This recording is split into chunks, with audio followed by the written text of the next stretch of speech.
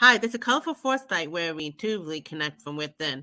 And it's woo woo time, where we connect our woo woo into our mundane living. Hi, this is Sylvia, Colorful Foresight, and here we have Laura. And today's topic is about sign from beyond. So today's topic is on sign from beyond, and it includes about her daughter before she even knew. So you have a story you want to share?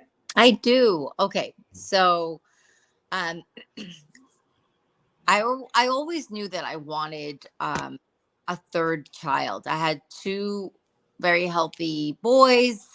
And for me, it really didn't matter whether it was a boy or a girl, but I knew I wanted three. And my husband, whenever asked, do you want more children? My husband would always say, oh, the store's closed. We're good. We have two healthy boys. But then people would ask me, well, Laura, what do you think? And I would say, meh. I would never say no. I never say yes. I would just say, oh, I'm open. And that was for many years.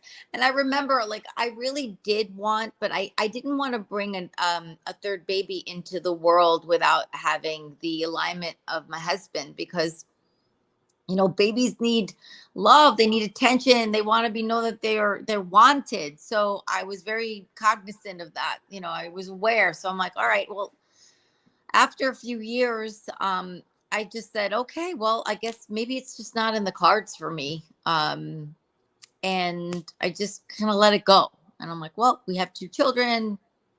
Anyway, fast forward, I was at a birthday party, Sylvia. And there was a reading, and I got this card, and the card had three lights.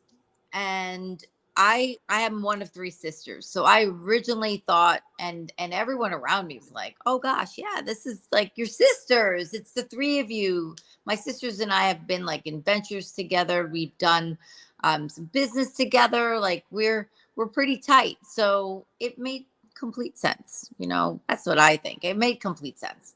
But lo and behold, um, I took a pregnancy test. I was in between, it was like the first time I ever missed my period. Now let's get a little juicy. It was the first time I missed my period. So I took a pregnancy test, like a week later.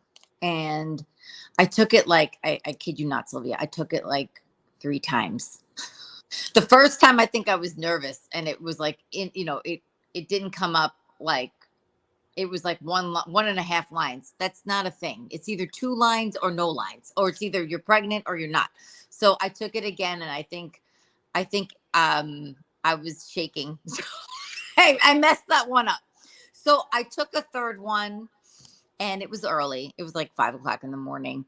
I took a third one, and it happened to be on my son's birthday, my oldest son's birthday. I took this pregnancy test, and my husband was traveling at the time. I had to get ready for work and all the things. So I took it, I put it down, and that third one, it's funny, all three tests eventually showed the two lines. And so I was pregnant. And who knew? At the time, my second son was 8 years old, and my oldest son was 13. So I'm like, wait a minute, what's happening? And so I actually went to the doctor, because I told my husband, he's like, you really need to get this like legitimized. You need to go see and make sure that this is real. I was like, okay, I'll take another test. But I went and I took the test, and I got I got the sonogram. And if I can find it, I will show you. But I Right. got the sonogram, like the confirmation sonogram that there was a baby.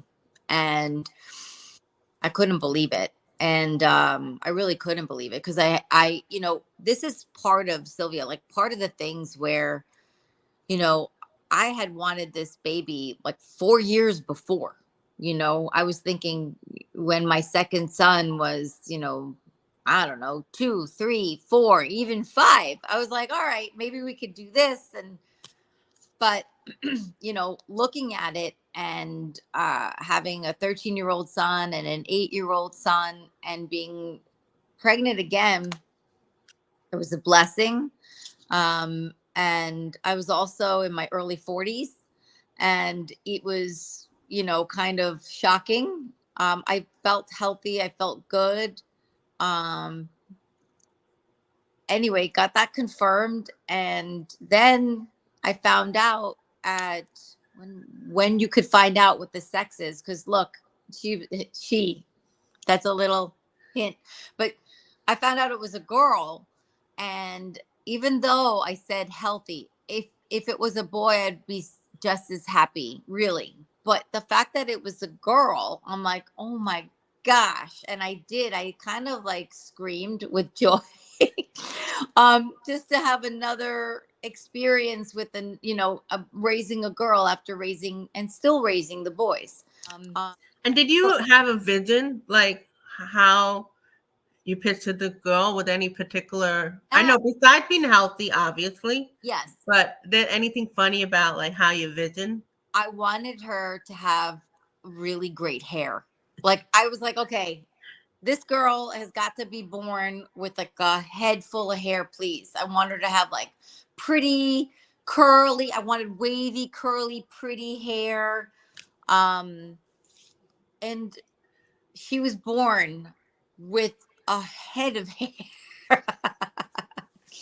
A lot of hair. And to this day, I mean, she's almost 7 now, or she's 7 years old, and she's got really nice hair. And I mean, that's a physical, it's a physical trait. She's a good soul. She's a really beautiful person. Yeah. No, but it's funny, like how like she had like the wavy hair, like thick wavy hair. You know what's funny? There's a story. You and I went to DC. Yes. For a spiritual event. Yeah. And sometimes I have a wild imagination, not always accurate. But I remember we were driving, and all of a sudden I had a feeling. I thought, I wonder if you and Matt could have another child, and it'll be a girl. And you were like, didn't say nothing. Right. I found out that you were pregnant at the time, but you wanted to wait till the 3rd month, and Well, I just wanted to wait. Yeah. Sure that it was viable, because things happen, you don't know. And I just didn't want to say anything before it was real. But the fact that you brought that up, Sylvia, I was like, oh my gosh, I find that when I'm not trying to do a vision or whatever, it usually happens. It comes to me. Your gift. And that's why I let go of the idea of seeking or, try and get a vision. I let it go. Sometimes it just had another experience with your other kid, which I'm not going to share the story. And it's just amazing, like how everybody gets signed in synchronicity, and people get insight. It really bringing the woo-woo into the mundane living until it feels more natural. But I feel like the universe is so infinite that the woo-woo will keep showing you and like keep stressing you like the unseen, where I like it, but even I find a little uncomfortable at first until it becomes more natural for me. I would agree. Yeah.